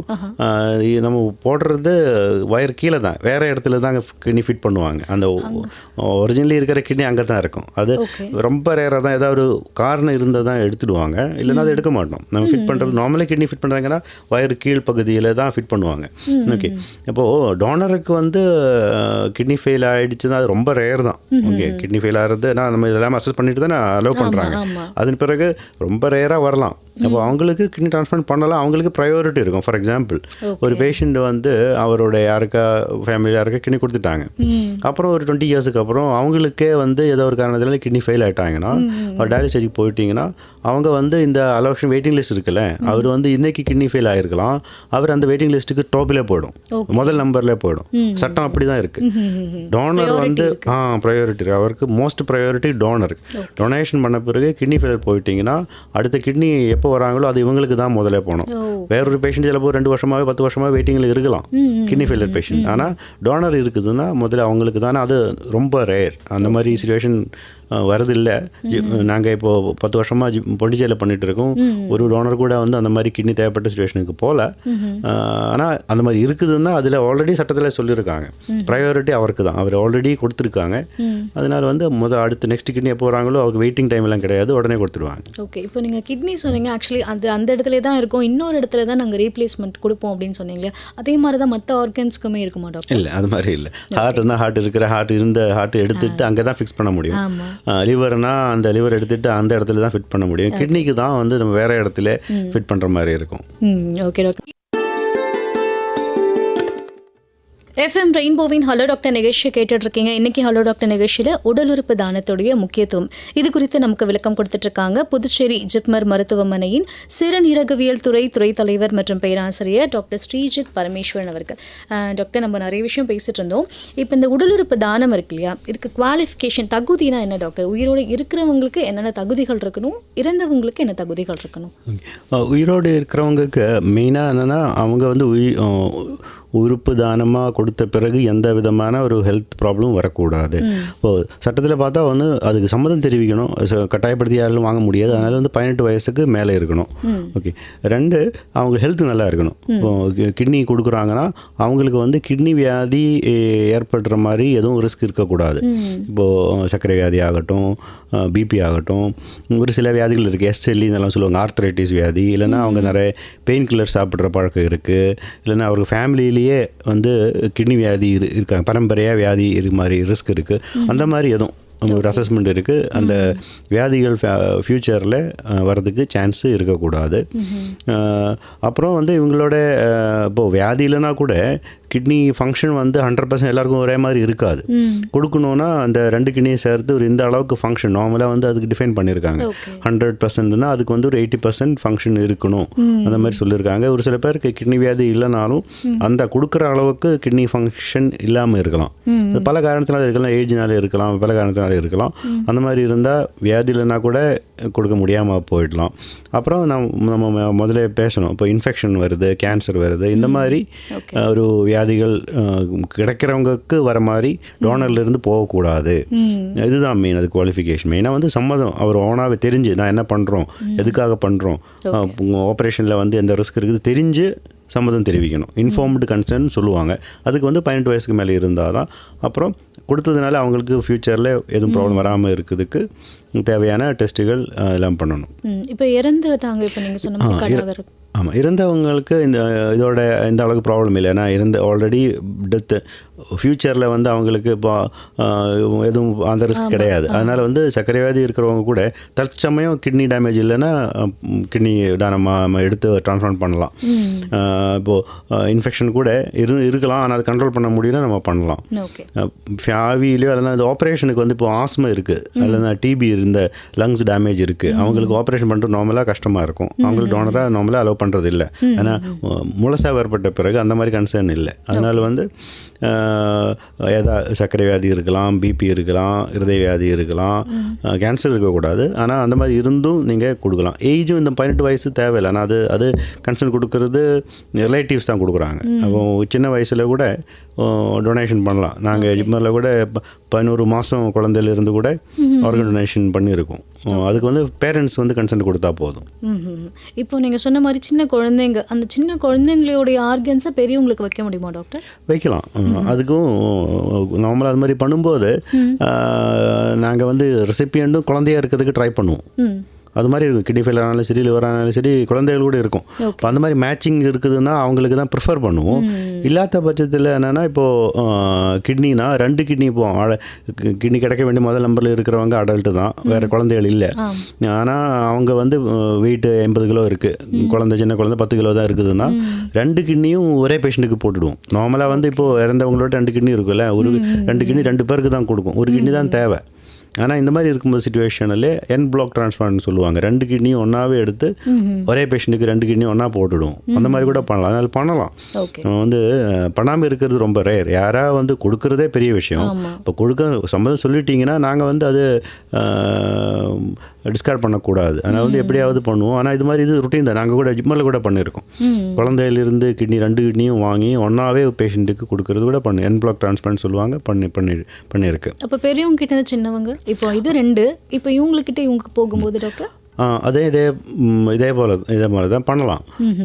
இப்போது லிவர்னா ஃபார் எக்ஸாம்பிள் அப்பா அம்மா கொடுக்குறாங்கன்னா அவங்களோட சின்ன ஒரு பீஸே போதும். பிரெயின் டெட் டோனர் கொடுக்குறாங்கன்னா அந்த லிவர்லேருந்து ஒரு பீஸ் எடுத்து தான் குழந்தைக்கு கொடுக்கணும். மீதி பீஸ் வந்து அடல்ட்ஸுக்கு கூட கொடுக்கலாம், அல்லது 2 குழந்தைகளுக்கு கொடுக்கலாம். கிட்னி வந்து இப்போது அப்பா அம்மா கொடுக்குறாங்க, சின்ன குழந்தை 10 கிலோ தான் இருக்குது, 15 கிலோ தான் இருக்குதுன்னா அந்த நரம்பு சைஸே கொஞ்சம் ப்ராப்ளமாக இருக்கும். ஆனால் வந்து கிட்னி வந்து ஒரிஜினல் கிட்னி இருந்த இடத்துல தான் போடணும்னு அவசியம் இல்லை. அன்லைக் ஹார்ட் ஆர் லிவர் வயற்றுக்குள்ளே வேறு எங்கே வேணாலும் போடலாம். 2 ஆர்ட்ரி வெயின் இருந்தால் போதும். இப்போ நார்மலாக அது எப்படி பண்ணுறீங்கன்னா, நாங்கள் கூட ஒரு குழந்தைக்கு எப்படி பண்ணுவோம்னா அம்மாவோட கிட்னி எடுத்து நார்மலாக அந்த வயறு கீழே தான் போடுவோம், பெல்விக் ஏரியாவில் போடுவாங்க. இது வந்து வயிற்றுக்குள்ளேயே வயரை திறந்து அதுக்குள்ளே அந்த பெரிய ஒரு அயோட்டான்னு சொல்லி வரும், பெரியது. அந்த குழந்தையோட அந்த பெரிய சைஸு அம்மாவோட இல்லைன்னா அப்பாவோட கிட்னியோட அந்த நரம்பு சைஸு தான் இருக்கும், மேட்ச் ஆகும். அங்கேயே வந்து டிரான்ஸ்பிளான்ட் பண்ணி ஆப்ரேஷன் பண்ணி விடுவோம். அந்த மாதிரி ஆப்ஷன்ஸ் இருக்குது, சர்ஜிக்கல் ஆப்ஷன்ஸ் இருக்குது. மேட்ச் ஒரு கன்சர்ன் தான் வரலாம், அதனால ப்ராப்ளம் கூட வரலாம். என்ன இருந்தாலும் சாத்தியம். Okay okay. இப்போ பொதுவாக ஃபீமேலுக்கு கொஞ்சம் சைஸ், மெயிலுக்கும் ஃபீமேலுக்கும் சைஸ் டிஃப்ரென்ஸ்லாம் சொல்லுவாங்க. அது இதில் சாத்தியமா டாக்டர்? அது ஒன்றும் டிஃப்ரென்ஸ் இருக்காது. அந்த லைட்டாக இருக்கிற டிஃப்ரென்ஸ் இப்போ ஒரு 30 கிலோ இருக்கிற டோனர்லேருந்து 80 கிலோ பேஷண்ட்டுக்கு ஈஸியாகவே பண்ணலாம். உறுப்புகளுக்கு அந்த அளவுக்கு பெரிய டிஃப்ரென்ஸ் இருக்காது. உடம்பு வெயிட்டு மாறலாம், ஓகே. உயரத்தை பொறுத்து தான். உயரம் கம்மியாக இருந்தால் கிட்னி சைஸ் சின்னதாக இருந்திருக்கலாம். ஆனால் அது ஒன்றும் ப்ராப்ளம் இருக்காது. நீங்கள் 40 வயசு இருக்கிறவங்க, 80 வயசு, 100 கிலோ வெயிட் இருக்கிறவங்களுக்கு மேட்சிங் ஒன்றும் ப்ராப்ளம் இருக்காது நார்மலி. இப்போ இந்த உடல் உறுப்புகள்லாம் பாதுகாக்கப்படுதா, இல்லை உடனே நம்ம அதை டிரான்ஸ்பிளான்ட் அவங்களுடைய மற்ற மீன் வாங்குறவங்க கிட்ட வந்துட்டு உடனே டிரான்ஸ்பிளான்ட் பண்ணிடணுமா, இல்லை அவங்க நம்ம வந்து ஸ்டோரேஜ் பண்ண முடியுமா அதை? ஸ்டோரேஜ் கஷ்டம் தான். அது ஒரு லிமிட்டுக்கு மேலே பண்ண முடியாது. இப்போது கெடாவர்னா நீங்கள் கேள்விப்பட்டிருப்பாங்க. இப்போது ஜிப்மர்லேயே வந்து உடல் உறுப்பு தானம் பண்ணுறாங்கன்னா 2 கிட்னி, லிவர், ஹார்ட்டெல்லாம் எடுக்கிறாங்க. இப்போது உதாரணத்துக்கு பாண்டிச்சேரியில் வந்து ஹார்ட் டிரான்ஸ்பிளான்ட் சில சமயத்துக்கு யாரும் பண்ணுறது இல்லை. ஒரு சில சமயத்துக்கு இப்போ லிவர் டிரான்ஸ்பிளான்ட் பண்ணுற மாதிரி நினச்சா பேஷண்ட் இல்லாமல் இருக்கலாம். அப்போ நாங்கள் என்ன பண்ணுவாங்கன்னா சென்னைக்கு அனுப்புவோம். சென்னை போகிறதுக்கு எப்படியும் ரோடு போனால் 3 மணி நேரம் ஆகும். அதுக்கு லிமிட் இருக்குது. இப்போ ஹார்ட்னா இப்போது நீங்கள் ஹார்ட்டு டோனரோட ஆப்ரேஷன் பண்ணி ஹார்ட் எடுத்துட்டிங்கன்னா ஹார்ட்டிலே வர ரத்தம் ஓடலை, நின்றுடும். இப்போ அதுக்கு ஸ்டோர் பண்ணதுக்கு சொல்லி ஒரு சொல்யூஷன் இருக்குது. ஐஸில் போடுவோம். அதுக்கு தனி ஆர்கன் ப்ரிசர்வேஷன் சொல்யூஷன் சொல்லுவாங்க. அந்த சொல்யூஷன் இருக்கும். என்ன இருந்தாலும் ஹார்ட் வந்து 4 மணி நேரத்துக்கு மேலே நீங்கள் யூஸ் பண்ண வைக்க முடியாது. எடுத்துட்டிங்கன்னா 4 மணி நேரத்துக்குள்ளே ஏதாவது ஒரு பேஷண்ட்டுக்கு போட்டு ஆப்ரேஷன் முடிச்சிருக்கணும். இல்லைன்னா அந்த ஹார்ட்டு வீணாக போயிடும். லிவர் வந்து 6 மணி நேரத்துலேருந்து 8 மணி நேரம் வரைக்கும் டைம் இருக்குது உங்களுக்கு. ஆனால் அதுக்குள்ளே ஆப்ரேஷன் பண்ணி முடிச்சிடணும். திருப்பி பிளட் ஃப்ளோ எல்லாம் ஸ்டார்ட் ஆகணும், இல்லைன்னா அந்த லிவர் வீணாக போயிடும். கிட்னிக்கு வந்து இன்னும் கொஞ்சம் டைம் இருக்கும், 12 to 24 hours. நார்மலாக வந்து 8லேருந்து 12 மணி நேரத்துக்குள்ளே எல்லாருமே பண்ணிவிடுவோம். வேணும்னா இன்னும் கொஞ்சம் எக்ஸ்ட்ரா வைக்கலாம். அது கூட 24 மணி நேரத்துக்கு மேலே நீங்கள் ஸ்டோர் பண்ணி வைக்க முடியாது. ஓகே, அது டைம் இருக்குது. அதனால தான் இப்போது க்ரீன் கோரிடோர்னு சொல்லி இப்போது பாண்டிச்சேரியிலேருந்து சென்னை போகிறாங்கன்னா போலீஸுக்கு இன்ஃபார்ம் பண்ணிவிட்டு அங்கே வழியில் எல்லாமே பிளாக் பண்ணி ஆம்புலன்ஸ் ஸ்பீடாகவே போகிற மாதிரிலாம் அரேஞ்ச் பண்ணுறது இந்த காரணத்தினால தான். நீங்கள் சரி மெதுவாக போய் அப்புறமா பண்ணிக்கலாம்னு சொல்லிட்டு எடுத்துகிட்டு போக முடியாது. அவசரமாக எடுத்துகிட்டு போய் பண்ணுற மாதிரி தான் இருக்கும். ஒரு சில இடத்துக்கு வந்து ஹார்ட்டெல்லாம் வந்து இப்போ இங்கேருந்து லங்ஸ் வந்து ஹைதராபாத் போயிருக்கும். அது எப்படின்னா நாங்கள் வந்து ஆப்ரேஷனை வந்து இங்கேருந்து ஃப்ளைட் போகிற டைம் ஏற்ற மாதிரி டைம் பண்ணுவோம். இங்கேருந்து 10 மணிக்கு போகிறாங்கன்னா 9-9:30 மணிக்கு ஹார்ட் எடுக்கிற மாதிரி வந்துட்டு இங்கேருந்து ஆம்புலன்ஸில் டக்குன்னு பாண்டிச்சேரி ஏர்போர்ட்டுக்கு போய் ஃப்ளைட் ஏறி ஹைதராபாத் போடுவாங்க. அங்கேருந்து மெட்ரோவில் ஏறி ஹாஸ்பிட்டலுக்கு போடுவாங்க. அந்த மாதிரி பண்ணியிருக்கோம். லங்ஸ் பண்ணியிருக்கோம். அந்த மாதிரி டைமிங் ரொம்ப முக்கியம். உயிரோடு இருக்கிறவங்களுக்கும் இதே மாதிரி தான். உயிரோடு இருக்கிறவங்க நார்மலாக இந்த மாதிரி பிரச்சனை இருக்காது. ஏன்னா டிரான்ஸ்பிளான்டேஷன் அங்கே தான் இருக்கும், எடுத்து உடனே போட வேண்டியதான். ஆனால் அது ஒரு 1/2 மணி நேரத்துக்குள்ளே பண்ணிவிடுவோம். டைம் இருக்குது. சொல்கிற அந்த லிஸ்ட் வந்துட்டு இந்தியா ஃபுல்லாக இருக்கிற கவர்மெண்ட் லிஸ்ட் தான். இப்போ பாண்டிச்சேரிக்கும் தனியாக அப்படி ஒரு லிஸ்ட் இருக்காது. இருக்குது, தனி லிஸ்ட் இருக்கும். அது தனி இருக்குல்ல. இல்லைன்னா இப்போ அதுக்கு ரீஜன் இருக்குது. இப்போ நார்மலாக இப்போ சட்டப்பிரகாரம் பார்த்துட்டிங்கன்னா நீங்கள் இப்போ இந்தியாவில் இருக்கிறீங்க, நீங்கள் எந்த ஸ்டேட்டுக்கு வேணால் போய் பதிவு பண்ணலாம். ஆனால் அது அலோகேஷன் வராதில்ல. இப்போ நாங்கள் வந்து நீங்கள் வந்து காஷ்மீரில் பதிவு பண்ணியிருக்கீங்க, உறுப்பு டொனேஷன் நடக்கிறது தமிழ்நாட்டில்னு வைங்க. இங்கேருந்து ஃப்ளைட்டில் போனால் கூட அங்கே போகிறதுக்கு 4 மணி நேரம் ஆகும். அப்போ ஹார்ட்டெல்லாம் எடுத்துகிட்டு போக முடியாது. அதில் என்ன பண்ணியிருக்காங்கன்னா ரீஜன் தான் டிவைட் பண்ணியிருக்காங்க. தமிழ்நாடை வந்து 3 இதாக ரீஜனாக டிவைட் பண்ணியிருக்காங்க. சென்னையிலிருந்து டொனேஷன் பண்ணுறாங்கன்னா அது வந்து அந்த திருச்சிக்கு இந்த ஆட்டி இருக்கிற அந்த இடத்த, திருச்சி டவுன், மதுரை ஒரு ஜோன், சென்னை ஒரு zone, north zone, south zone, அப்புறம் கோயம்புத்தூர் ஜோன். இங்கே இருக்கிற உறுப்புகள் மேக்ஸிமம் வந்து இந்த ஜோனிலே தான் அலோட் பண்ணணும். இங்கே வந்து இப்போது ஹார்ட் இருக்குது, ஹார்ட்னா அங்கே இந்த நார்த் ஜோனுக்குள்ளே இருக்கிற ஹாஸ்பிட்டலுக்கு தான் அது போகணும். அங்கே வந்து பேஷண்ட் வந்து ரீசெண்டாக பதிவு பண்ணியிருக்கலாம். கோயம்புத்தூரில் இன்னொரு பேஷண்ட்டு 1 வருஷம் முன்னே பதிவு பண்ணியிருக்கலாம். என்ன இருந்தாலும் லாஜிஸ்டிக்லி அங்கே எடுத்துகிட்டு போக முடியாது. எடுத்துகிட்டு போனால் அந்த ஹார்ட் வீணாகிறதுக்கு சான்ஸ் இருக்குது. அதனால வந்து அது அங்கே விட மாட்டோம். இங்கே பேஷண்ட் இருக்குது, இங்கே பண்ணி முடிச்சிடுவோம். இல்லாத பட்சத்தில் சரி எப்படி வீணாகி போகிறது, சரி ட்ரான்ஸ்போர்ட் பண்ணிவிடுவோம்னு சொல்லிட்டு இன்னொரு ஸ்டேட்டுக்கெல்லாம் எடுத்துகிட்டு போயிடுவோம். அது மெடிக்கல் ரீசனால தான். லீகலி வந்து நீங்கள் எங்கே இருந்து வேணாலும் வாங்கிக்கலாம். ஆனால் ப்ராக்டிக்கலி அது கஷ்டம். ஓகே, இப்போது டிரான்ஸ்பிளான்ட் பண்ணியாச்சுல்ல, அது எப்படி ஒர்க் ஆகுது? ரொம்ப நாளுக்கு அவங்க நல்லாவே இருப்பாங்களா, ஆரோக்கியமாக இருப்பாங்களா? அது மறுபடியும் டெஸ்ட்டு வரணும், ஹாஸ்பிட்டலைஸ் வந்து செக் பண்ணிக்கிட்டே இருக்கணும், அந்த மாதிரி ஏதாவது இருக்கா டாக்டர்? ஆமாம், ட்ரீட்மெண்ட்டு தேவை இருக்கும். ஹாஸ்பிட்டலுக்கு வரணும், டெஸ்ட் எல்லாம் தேவை இருக்கும். ஆனால் நல்லாவே இருக்கலாம். இப்போது பொதுவாக பார்த்தா கிட்னி, நான் உதாரணம் சொல்கிறேன், லிவர் உதாரணம் சொல்கிறேன். கிட்னி ட்ரான்ஸ்பிளான்ட் பண்ணிட்டீங்கன்னா இன்டெஃபினெட்லி இருக்காது. இப்போது கிட்னி மாட்டிட்டிங்கன்னா 50 வருஷம் ஓடிடும்னு நினைக்க முடியாது. நார்மலாக அதுக்கு ஒரு லைஃப் இருக்கும். ஒரு ஆவரேஜ் பார்த்தா உயிரோடு இருக்கிறவங்க கொடுக்குற கிட்னி ட்ரான்ஸ்பிளான்ட் பண்ணிட்டீங்கன்னா 12 to 15 இயர்ஸ் எக்ஸ்பெக்ட் பண்ணலாம். நல்லாவே இருக்கிற மாதிரி எக்ஸ்பெக்ட் பண்ணலாம். அது கூட ஒரு சில பேஷண்ட்டுக்கு ப்ராப்ளம் வரலாம், ஒரு சில பேஷண்ட்டுக்கு அதிகமாக கூட போகலாம். அது ரொம்ப ரேர் தான். ஒரு 10% பேஷண்ட்னு சொல்லலாம். 20 வருஷம், 25 வருஷம், 30 வருஷம், 45 வருஷம் வரைக்கும் போனால் கூட ஹிஸ்ட்ரி இருக்குது. ஆனால் அது எல்லாருக்கும் நீங்கள் அது மாதிரி எதிர்பார்க்க முடியாது. ஆவரேஜ் 12 to 15 வருஷம் சொல்லலாம். ஒரு சில பேஷண்ட்டுக்கு என்னென்னா, இப்போது ட்ரான்ஸ்பிளான்ட் பண்ணுறாங்கன்னா சொந்த கிட்னி கிடையாதுல்ல, இன்னொரு ஆல்ரெடி கிட்னி போடுறாங்க. அப்போது நார்மலாக வந்து அப்படியே எடுத்து உடம்புல போட்டுட்டிங்கன்னா உங்களுடைய உடம்புக்கு தெரியும் இது சொந்தம் இல்லையே, இது ஃபாரின் கிட்னி உள்ளே வந்திருக்குதுன்னு சொல்லிட்டு போய் டேமேஜ் பண்ணிவிடுவாங்க. அதுதான் உங்களுக்கு இம்யூனிட்டி இருக்கும்ல. இப்போது பாக்டீரியா வந்து உங்களுக்குள்ளே வராங்க. உங்களுக்கு ஏன் ஏரில் கூட நிறைய பாக்டீரியா, வைரஸ்லாம் இருக்குது. அதெல்லாம் நம்ம சுவாசத்தில் உள்ளே போய்ட்டு இருக்குது. நம்ம வேணால் நமக்கு எதுவும் வியாதி வருதில்லை. என்னென்னா இம்யூனிட்டியை வந்து தடுக்கிறாங்க. பாக்டீரியாவில் வந்துட்டிங்கன்னா கொண்டுடுவாங்க. அப்போ அந்த இம்யூனிட்டிக்கு வந்து தெரியும், அப்பா கொடுத்தாலும் சரி அம்மா கொடுத்தாலும் சொந்தம் இல்லை, இது ஃபாரின் தெரிஞ்சு போய் டேமேஜ் பண்ணி ரிஜெக்ட் ஆகிடும். ரிஜெக்ஷன் பேர் அதுக்கு. இப்போ ரிஜெக்ட் ஆகாமல் இருக்கணும்னா நம்ம வந்து அந்த இம்யூனிட்டியை கொஞ்சம் கண்ட்ரோல் பண்ணிட்டு தான் ட்ரான்ஸ்பிளான்ட் பண்ணணும். அதுக்கு ஒரு சில மெடிசின்ஸ் போடுவோம். அந்த மெடிசின்ஸ் வந்து நிப்பாட்டிட்டிங்கன்னா இம்யூனிட்டி பழைய லெவலுக்கு போய்டும், ரிஜெக்ஷன் ஆகிடும். அதனால் வந்து ட்ரான்ஸ்பிளான்ட் பண்ணுற டைமில் இருந்து அந்த உறுப்புகள் உங்களுக்குள்ளே இருக்கிற டைம் வரைக்கும் மாத்திரை மருந்துகள் எடுத்து தான் ஆகணும். அந்த இம்யூனிட்டி கம்மி பண்ணுற மெடிசின்ஸ் வந்து தொடர்ந்து எடுக்கிற மாதிரி இருக்கும். சரியா? அப்போ அந்த ட்ரீட்மெண்ட்டு தேவை தான். அதுக்கு டெஸ்ட்டுகள் தேவை இருக்கும், மெடிசின்ஸ் டாக்டர்கிட்ட போய் பார்க்குற மாதிரி இருக்கும். அந்த இம்யூனிட்டி கம்மி பண்ணுறதுனால இன்ஃபெக்ஷன் ரிஸ்க் அதிகமாக இருக்கும். அதனால் வந்து ஒரு சில ப்ராப்ளம்ஸ் வரலாம். நார்மலாக வர மாதிரி யூரினரி இன்ஃபெக்ஷன், நிமோனியா, அந்த மாதிரி ப்ராப்ளம் நார்மலாக வரவங்களுக்கு வரலாம். அது கொஞ்சம் அதிகமாக இருக்கும் இந்த ட்ரான்ஸ்பிளான்ட் பண்ண பேஷண்ட்டுக்கு. அந்த ரிஸ்க் கொஞ்சம் அதிகமாக இருக்கும்.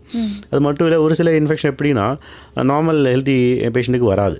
ஓகே, இம்யூனிட்டி கம்மியாக இருக்கிறவங்க மட்டும்தான் வரும். அந்த மாதிரி இன்ஃபெக்ஷன்ஸ் வந்து ட்ரான்ஸ்பிளான்ட் பேஷண்ட்டுக்கு வரலாம்.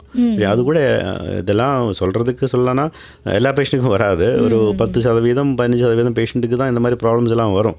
வரவங்களுக்கு நீங்கள் வந்து இந்த 15 வருஷம் 20 வருஷம் ஹெல்த்தியாக இருக்கிற மாதிரி எதிர்பார்க்க முடியாது. அதுக்கு முன்னே கூட கிட்னி ஃபெயில் ஆகலாம். ஒரு சில பேஷண்ட்டுக்கு எப்படின்னா, இப்போது கிட்னி வந்து உங்கள் சர்க்கரை வியாதி இருக்குது, சர்க்கரையால் கிட்னி ஃபெயில் ஆகிடுச்சு, கிட்னி மாட்டிட்டேன், கிட்னி புதுசாக போட்டுட்டாங்க. சர்க்கரை வியாதி இருந்துட்டு தான் இருக்கும். அந்த சர்க்கரை வியாதி இந்த புதுசாக போட்ட கிட்னி கூட டேமேஜ் பண்ணிடலாம். அது திருப்பி சரி இன்னொரு 5 வருஷம் 10 வருஷம் ஆகலாம். ஆனால் வந்து அந்த டேமேஜ் திருப்பி வந்து தானே ஆகும். இப்போ அந்த மாதிரி திருப்பி வந்து ஏற்கனவே இருந்த வியாதியால், சர்க்கரை ஒரு உதாரணத்துக்கு சொல்கிறேன், வேற அதே மாதிரி வியாதிகள் இருக்குது. அந்த பாடியில் இருக்கிற வியாதி வந்து புதுசாக போடுற கிட்னியை பாதிக்கிறதுனால அந்த கிட்னியோட லைஃப் வந்து கொஞ்சம் கம்மியாக இருக்கலாம். இப்போ நிறைய காரணங்கள் இருக்குது. இன்ஃபெக்ஷன் வரலாம், அந்த மாதிரி ஏற்கனவே இருந்த வியாதியால் திருப்பி டேமேஜ் வரலாம். எதுவுமே இல்லைன்னா கூட அதுக்கு ஒரு லைஃப் இருக்கும், இன்டெஃபினெட்லி போகாது. ஒரு ஃபார்ச்சுனேட், ஒரு லக்கின்னு சொல்லலாம். லாட்ரி மாதிரி ஒரு சில பேர் 40 வருஷம் 50 வருஷம் ட்ரான்ஸ்ஃபர் பண்ணிவிட்டு எதுவுமே ப்ராப்ளம் இல்லாமல் போயிடுவாங்க. அது நிறைய பேர் இருக்காது. அது ஒரு ஸ்மால் பர்சன்ட், ஒரு 10% வேணால் சொல்லலாம். Okay okay. இப்போ நீங்கள் சொல்லும் போது சொந்த பந்தம் இல்லையா, இப்போது சொந்த பந்தத்துக்குள்ளே ரிலேஷன்ஷிப்குள்ளே நம்ம வந்துட்டு ட்ரான்ஸ்பிளான்ட் பண்ணிக்க முடியுமா ஆர்கானை? அதுக்கும் டெஸ்டிங் தேவையா? ஆமாம், இப்போ சட்டம் நீங்கள் நல்லா கேள்வி கேட்டீங்க. ஆக்சுவலாக இப்போ சட்டம் பார்த்தா ரிலேஷனுக்குள்ளே தான் பண்ண முடியும். ரிலேஷன் இல்லாதவங்களுக்கு பண்ணலாம். ஆனால் வந்து சட்டத்தில் அந்த அலௌடு இல்லை. சட்டத்தில் என்ன சொல்லியிருக்காங்கன்னா, கிட்னி ஃபெயிலியர் இருக்குது, லிவர் ஃபெயிலியர் இருக்குதுன்னா முதல்ல வந்து பார்க்க வேண்டியது ஃபேமிலியில் நியர் ரிலேட்டிவ்னு அது லீகல் பேர். கிட்ட ரிலேஷன்னா அப்பா அம்மா கூட பிறந்தவர், கிராண்ட் ஃபாதர் கிராண்ட் பேரண்ட்ஸ் கூட இருக்குது, கிராண்ட் சில்ட்ரன் பேத்தி அவர் இருக்கும், அப்புறம் ஹஸ்பண்ட் ஒய்ஃப். இப்போ ஹஸ்பண்ட் ஒய்ஃப் நார்மலாக ரிலேஷன் இருக்காது, ஆனால் ஃபேமிலி ரிலேஷன் இருக்காது, அன்ரிலேட்டிவ் ஃபேமிலி தான் இருக்கும். ஆனால் நியர் ரிலேட்டிவ் இவங்க எல்லாம் வரும். அந்த நியர் ரிலேட்டிவ் தான் டோனராக கன்சிடர் பண்ணணும். இன்கேஸ் ஒரு சில பேருக்கு இப்போ நான் முதல்ல டிஸ்கஸ் பண்ணோம், நியர் ரிலேட்டிவ்ஸில் வந்து கம்மியாக தான் இருக்கும். இப்போ அந்த மாதிரி சுச்சுவேஷன்லேயே வேறு யாரை கொடுக்கலாமான்னு கேள்வி வரும்ல. இப்போது வந்து மாமா கொடுக்குறாங்க, இல்லைனா கசின்ஸ் கொடுக்குறாங்க, இல்லைனா ஃப்ரெண்ட்ஸ் கொடுக்குறாங்க. இப்போது ஃப்ரெண்ட்ஸ் வந்து சரி நான் கிட்னி கொடுக்குறேன்னு சொல்லலாமே. அப்போ அது வந்து அதுவும் லீகலி அலவுடு தான். ஆனால் அதுக்கு வந்து ப்ரொசீஜர் அதிகமாக இருக்கும். நீங்கள் அதுக்கு ஒரு கமிட்டி இருக்குது, அந்த கமிட்டிக்கு போகணும். இங்கே வந்து அது ஏன் வருதுன்னா, இதில் வந்து காசு வாங்கி வாங்குற மாதிரி நடக்குதான்னு தடைக்குது. இதுக்கு தான் அந்த மாதிரி போட்டிருக்காங்க. அந்த சிஸ்டம் எப்படின்னா, நீங்கள் அந்த கமிட்டிக்கு போய் அதில் போலீஸ் இருப்பாங்க, லாயர் இருப்பாங்க, டாக்டர்ஸ் இருப்பாங்க, அதிகாரிகள் இருப்பாங்க. அவங்க விசாரிப்பாங்க, இவரை இன்டர்வியூ பண்ணுவாங்க, அசஸ் பண்ணுவாங்க. இது ஜெனுவினாக வந்து தெரிஞ்சதுனால கொடுக்குறாங்களா இல்லை வேறு ஏதாவது காரணத்தில் கொடுக்குறாங்களான்னு தெரிஞ்சு அவங்க ஓகே சொல்லிட்டீங்கன்னா பண்ணலாம். அப்போ சட்டப்பிரகாரம் பார்த்தா ஈஸியாக சாத்தியம்னா ஃபேமிலியில் இருந்தால் தான். அது இல்லாத பட்சம் பண்ணலாம், ஆனால் அது கம்மியாக இருக்கும். நீங்கள் பண்ணுறது கொஞ்சம் ப்ராப்ளம் இருக்கும். Okay okay doctor. இப்போ வந்துட்டு இந்த அனிமல்ஸ்லேருந்து மனுஷங்களுக்கு ஏதாவது டிரான்ஸ்பிளான்டேஷன் ஆர்கன் பண்ணியிருக்காங்களா இது வரைக்கும்? பண்ணியிருக்காங்க. இப்போது அது இப்போ ரீசெண்டாக தான் அந்த மாதிரி பிளான் ரொம்ப நாளாக இருந்தது. ஆனால் அது கொஞ்சம் அதில் நிறைய ப்ராப்ளம் இருக்கும். ஆனால் இப்போ புதுசாக ரீசெண்டாக போன 2 வருஷத்துலேயே என்ன நடந்தது, அது இந்தியாவில் இல்லை, யூஎஸில் அவர் இந்த குளோனிங்னு கேள்விப்பட்டிருப்பாங்க. குளோனிங்னா இப்போது ஹியூமனுக்கே வந்து எடுத்து கொடுக்க இம்யூனிட்டியால் தானே ப்ராப்ளம் வருது. இப்போ இன்னொரு ஆள் கொடுக்குறாங்கன்னா அந்த இம்யூனிட்டிக்கு தெரியுது இது வந்து சொந்தம் இல்லை. அப்போ வந்து இப்போ ஆனிமல் கொடுக்குறாங்கன்னா கண்டிப்பாக தெரியும்ல இது வந்து ஹியூமனே இல்லை. மோஸ்ட்லி பண்ணியிருக்கிறது வந்து பிக், பன்னியிலிருந்து தான். அது வந்து க்ளோன்டு பிக். அது எப்படி க்ளோன் பண்ணுறாங்கன்னா, இப்போ நம்மளோட இம்யூனிட்டி வந்து டிஃப்ரெண்ட்டாக இருக்கும் பிக்கோடது. அந்த பிக்கோட ஜெனட்டிக் சேஞ்ச் பண்ணி குளோனிங் வழியாக அந்த டிஃப்ரென்ஸை வந்து கம்மி பண்ணுறதுக்குன்னு சொல்லிட்டு க்ளோன்டு பிக்கு தான் அது. இப்போ அவங்களுக்கு வந்து அந்த இம்யூனிட்டி டிஃப்ரென்ஸ் பெருசாக இருக்காது, இருக்கும். ஆனால் வந்து அனிமலோட அந்த அளவுக்கு டிஃப்ரென்ஸ் இருக்காது. அந்த மாதிரி க்ளோன்டு பிக்கில் இருந்து ஹார்ட் பண்ணியிருக்காங்க, கிட்னியும் பண்ணியிருக்காங்க. அது பண்ணுற ஒரு கிட்னி பேஷண்ட்டு வந்து அரௌண்ட் 6 months வந்து உயிரோடு இருந்திருக்காங்க. அதுக்கப்புறம் அந்த கிட்னி ஃபெயில் ஆகிட்டு திருப்பி டயாலிசிஸ் போயிட்டாங்க. ஓகே, ஆனால் வந்து அது அட்வான்ஸ் ஸ்டேஜில் இருக்குது. அது நிறைய சான்சஸ் இருக்குது. அது நம்மளுடைய கிளினிக்கல் இல்லைனா ட்ரீட்மெண்ட் ஒரு ஸ்டாண்டர்ட் ட்ரீட்மெண்ட்டாக வர்றதுக்கு நிறைய சான்சஸ் இருக்குது. நீங்கள் எவ்வளோ நாள் இருக்கலான்னு நீங்கள் கேட்டீங்க ட்ரான்ஸ்ஃபர் பண்ண பிறகு. ஆனால் அதுக்கு எவ்வளோ நாள் இருக்குது முக்கியம்தான். அது கூட எப்படி இருப்பீங்கன்னு அதுவும் ரொம்ப முக்கியம் இல்லை. நீங்கள் இருந்தது 10 வருஷம் இருக்கலாம், ஆனால் படுக்கையில் இருக்கீங்க, ஒன்றும் யாரை கேர் பண்ணுற மாதிரி இருக்கும். ஆனால் வந்து நீங்கள் ஹெல்த்தியாக இருக்கிறது ரொம்ப முக்கியம். சரி, 10 வருஷம் இருக்கிறது. அப்போ அதில் தான் டிரான்ஸ்பிளான்ட்டுக்கு இன்னும் பெட்டராக இருக்கிறதுனா, நீங்கள் கிட்னி ஃபெயிலியர் உதாரணமாக சொல்கிறேன். கிட்னி மாட்டலைன்னா நீங்கள் டயாலிசிஸில் இருக்கிற மாதிரி இருக்கும். இப்போ நார்மலாக பண்ணுறது மேக்ஸிமம் ரத்த டயாலிசிஸ் பண்ணுவோம், ஹீமோ டயாலிசிஸ். வாரத்துக்கு 3 நாள் ஹாஸ்பிட்டலுக்கு போகணும். 4 மணி நேரம் மெஷினில் நீங்கள் போட்டு வைப்பாங்க, பிளட் க்ளீன் பண்ணுவாங்க. அப்புறம் உங்களுக்கு நிறைய மெடிசின்ஸ், ஒரு சில டைமுக்கு பிபி ஏறலாம், குறையலாம், ரத்தம் உருவாகுறதுக்கு ஊசி, அதுக்கு வந்து போகிறது. அப்புறம் டயாலிசிஸ் பண்ணால் அன்றைக்கி ஒரு சில நிறைய சிம்டம்ஸ் இருக்கலாம். டயர்டாக இருக்கும், வேலைக்கு போகிறது. அப்புறம் வேலைக்கு இருக்கிறவங்க அந்த வேலைக்கு இருக்கிற டைமுக்கு லீவ் போட்டு தான் டயாலிசிஸ் போகிற மாதிரி இருக்கும், இல்லை ஈவினிங் போகிற மாதிரி இருக்கும், நைட் ஆகிடும். அந்த மாதிரி ப்ராப்ளம் இருக்கும். ஒரு சில சின்ன சின்ன மெடிக்கல் ப்ராப்ளம் வரலாம், ஹெல்த்தியாகவும் இருக்குது. ஆனால் கிட்னி ட்ரான்ஸ்பிளான்ட் பண்ணிட்டீங்கன்னா உங்களுக்கு கிட்னியே இருக்குது. சரி, அதனால் வந்து இந்த மாதிரி ப்ராப்ளம்லாம் இருக்காது. சரி, நீங்கள் மாத்திரை போட்டாகணும், கொஞ்சம் கேர்ஃபுல்லாக இருக்கணும், சாப்பிட்றதெல்லாம் கொஞ்சம் ஹெல்த் நல்லா பார்த்துட்டு தான் இருக்கும். ஆனால் நீங்கள் நார்மலாக ஃபீல் பண்ணுவீங்க. நான் ஒரு நோயாளியாக நீங்கள் ஃபீல் பண்ண மாட்டீங்க. நிறைய பேர் கல்யாணம் பண்ணுவாங்க, குழந்தை பிறக்குவாங்க. லேடிஸ் கூட நிறைய பேர் ட்ரான்ஸ்ஃபர் பண்ணிவிட்டு கன்சீவ் ஆகி குழந்தை பிறக்கிறதுலாம் நிறைய நடந்துருக்குது. அப்புறம் வேலையில் போய் இப்போ நீங்கள் டீச்சராக இருக்கலாம், இல்லைனா ஏதாவது ஷாப்பில் இருக்கலாம், டிரைவராக இருக்கலாம். அந்த மாதிரி நீங்கள் சொந்த வேலையில் ஒரு ஆரம்பத்தில் இன்ஃபெக்ஷன் ரிஸ்க் கொஞ்சம் அதிகமாக இருக்கும். ஒரு 6 மாதத்துக்கு அப்புறம் நீங்கள் ஒரு அளவு 80% நீங்கள் என்ன வேலையில் இருந்தீங்களோ அந்த மாதிரி வேலையில் போயிட்டு ஹெல்த்தியாகவே நீங்கள் நார்மலாக ஃபீல் பண்ணுவீங்க. குவாலிட்டி ஆஃப் லைஃப் ரொம்ப டிஃப்ரெண்ட்டாக இருக்கும். சரி, அப்போ ஒன்று நீங்கள் லைஃப் வந்து லாங்காக இருக்கும், நீங்கள் அதிகமாக இதில் ஹெல்த்தியாக இருக்கலாம். 2 உங்களுடைய அந்த இருக்கிற காலத்தில் வந்து நீங்கள் ஹெல்த்தியாகவும் நார்மலாகவும் இருக்கலாம். கிட்னி ட்ரான்ஸ்பிளான்ட் பண்ணிட்டீங்கன்னா அதுவும் முக்கியம்னு நினைக்கிறேன். Okay okay doctor. ஸோ ஃபைனலாக இந்த பொதுமக்களுக்கு ஏதாவது வேண்டுகோளோ ஏதாவது ஒரு அட்வைஸோ ஏதாவது கொடுக்க விரும்புகிறீங்களா டாக்டர்?